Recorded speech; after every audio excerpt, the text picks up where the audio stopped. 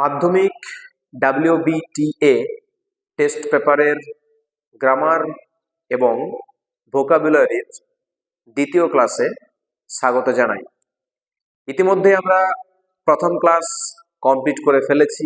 আশা করি ক্লাসগুলো তোমাদের ভালো লেগেছে। চলো আজকে দেখে নিই দ্বিতীয় ক্লাসে আমাদের জন্য গ্রামার অ্যান্ড ভোকাবুলারি কি কি বিষয়গুলো ওয়েট করছে। তো প্রথমে দেখে নিই, right correct alternatives to fill in the blanks. Right correct alternatives to fill in the blanks. শূন্যস্থান পূরণ করতে গেলে সঠিক বিকল্পটা আমাদেরকে ব্র্যাকেট থেকে বেছে নিতে হবে। কি বলেছে দেখো, ব্যাডলি ড্যাশ, ব্র্যাকেটে রয়েছে উন্ড, উন্ডেড, উন্ডিং, উইথ বুলেটস, এখানে কমা আছে। বলেছিলাম গ্রামার পোর্শনটা ওই ভার্ব ফর্মটা সঠিকভাবে পূরণ করতে গেলে বিরাম চিহ্নটা একটু ভালো করে খেয়াল করবে, বাক্যটার পরিধিটা ভালো করে খেয়াল করবে, কত দূর বাক্যটা তোমাকে চালিয়ে নিয়ে যাচ্ছে। তাহলে কমা পেয়েছি যেহেতু, এখানে আমরা সাডেন পজ নেব, হালকা বিরতি নেব, এবার বাকিটা দেখবো। কি বলেছে, ব্যাডলি, ব্যাডলিটা বুঝতে পারছি এলওয়াই যুক্ত অ্যাডভার্ব রয়েছে, অর্থাৎ খারাপ ভাবে। এরপর দেখো ব্র্যাকেটে তিনটা অপশন আছে, উড আছে, উন্ডেড আছে, উন্ডিং আছে। তারপরে দেখা যাচ্ছে কি উইথ। একটা বিষয় ভালো করে মনে রাখবে যে উইথ, এই উইথ হচ্ছে প্রিপোজিশন, ঠিক আছে? উইথ হচ্ছে প্রিপোজিশন। এই প্রিপোজিশনের আগে যেটা বসছে দেখো, সেটা ভালো করে লক্ষ্য করো।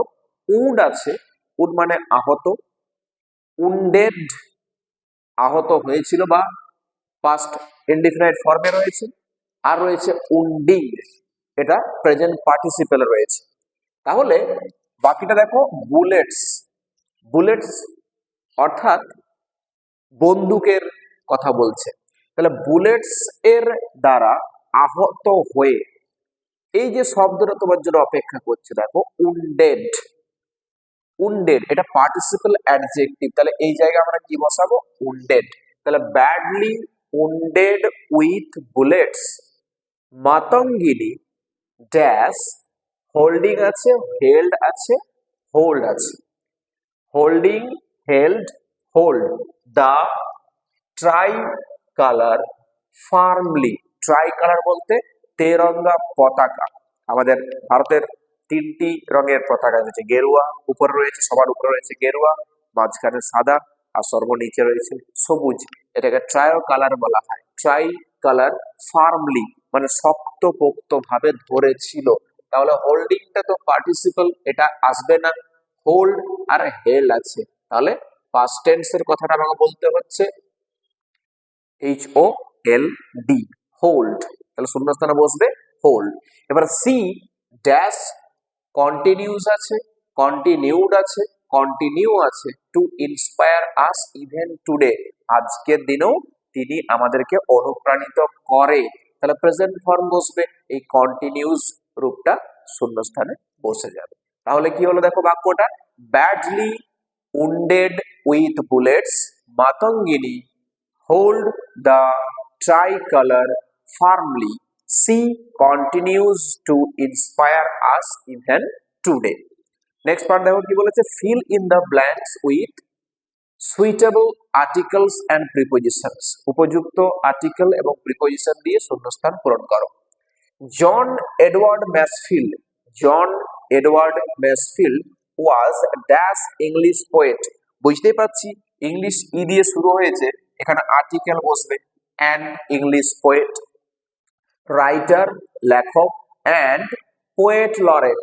পোয়েট লরেটের বাংলা জানো? পোয়েট লরেটের বাংলা হলো কবি সম্রাট, কবি সম্রাট। তাহলে কবি সম্রাট হয়েছিলেন। অফ ড্যাশ ইউনাইটেড কিংডম, তাহলে ইউনাইটেড কিংডমের আগে কি বসছে, আর্টিকেল হিসাবে দা, অফ দা ইউনাইটেড কিংডম। এখানে দেখো ড্যাশ 1930 টিল হিজ ডেথ, তাহলে 1930 থেকে, তাহলে FROM, ফ্রম মানে থেকে, তাহলে ফ্রম 1930 টিল হিজ ডেথ। তাহলে লাইনটি কি দাঁড়ালো, John Edward Masefield was an English poet, writer and poet laureate of the United Kingdom from 1930 till his death. এরপরের পার্টটা দেখো কি বলেছে, ডু অ্যাজ ডাইরেক্টেড। প্রথম বাক্য আছে whom do you offer the job. Whom do you offer the job বলেছে কি প্যাসিভ করতে। এই বাক্যটা প্যাসিভ করতে গেলে দেখো প্রথমে হুম আছে, এই হুমটাকে ট্রান্সফার করে দেবে হু বলে। হুমটাকে ট্রান্সফার করলে হু। আচ্ছা, হু এরপর অবজেক্টটা সিঙ্গুলার ধরে একটা বি ভার্বের সঠিক ফর্ম বসাও। তাহলে ইজ, হু ইজ, এবারে মেন ভার্বের থার্ড ফর্ম ও double F E R E D, who is offered. এবার অবজেক্টটা বসাও the job, who is offered the job by, সাবজেক্টটা কি বসছে you, Y O you.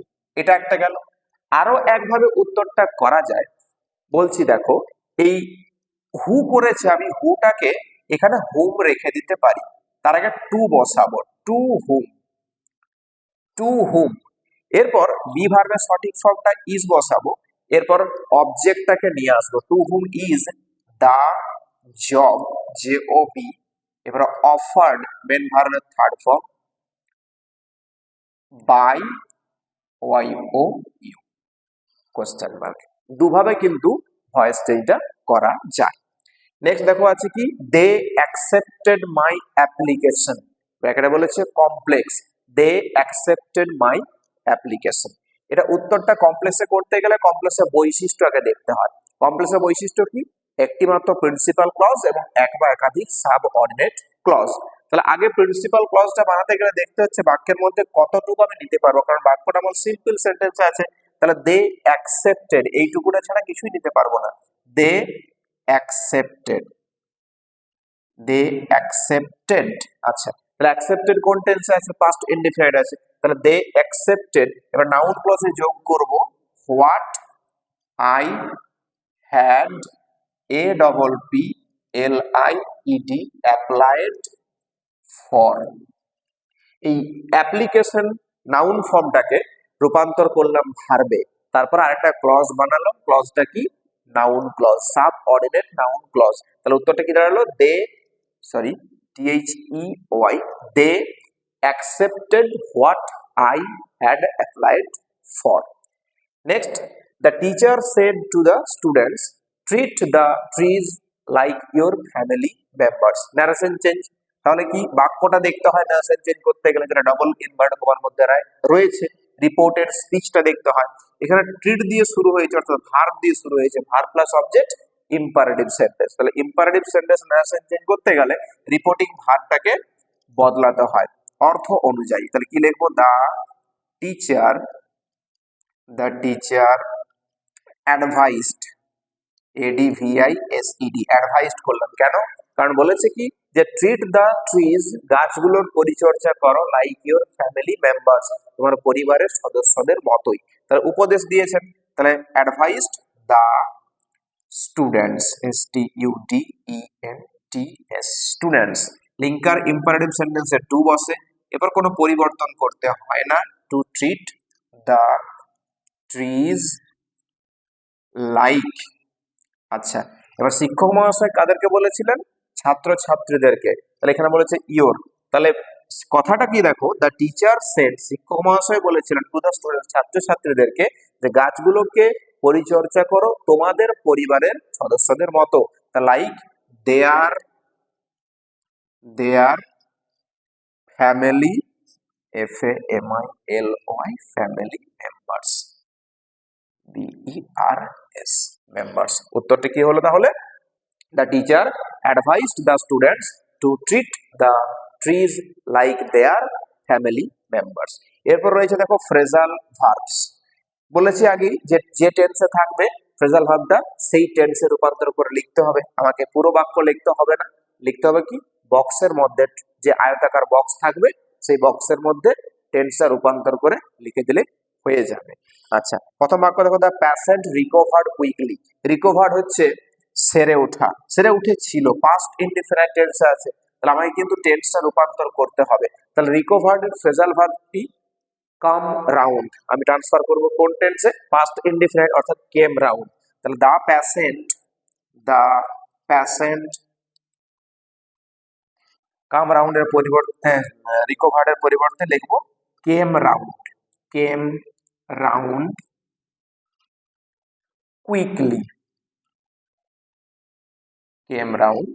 Quickly, তাহলে রিকভার্ড এর ফ্রেজাল ভার্ব হয়ে গেল কেম রাউন্ড। নেক্সট বাক্য, they can not tolerate his rude behaviour, তার অসভ্য আচরণটা তারা সহ্য করতে পারেনি। তাহলে টলারেট মানে কি, সহ্য করা, সহ্য করার ফ্রেজাল ভার্ব কি রয়েছে, পুট আপ উইথ।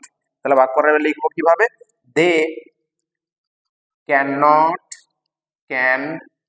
নট, তাহলে কি এখানে মেন ভার্বের টেন্সের পরিবর্তন হবে, ফ্রেজাল ভার্বটা পরিবর্তন হবে না, কারণ মোডাল ভার্বের পরে লিখছি, টেন্সের কোনো পরিবর্তন হবে না।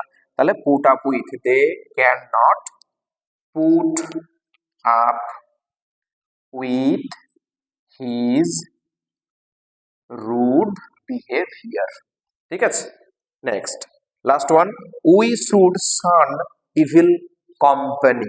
উই শুড শান মানে পরিত্যাগ করা, ইভিল মানে খারাপ, আর কোম্পানি হচ্ছে সঙ্গ, খারাপ সঙ্গ আমাদের ত্যাগ করা উচিত। তাহলে শান মানে হচ্ছে ত্যাগ করা, গিভ আপ, শানের ফ্রেজাল ভার্ব কি, গিভ আপ। তাহলে উই শুড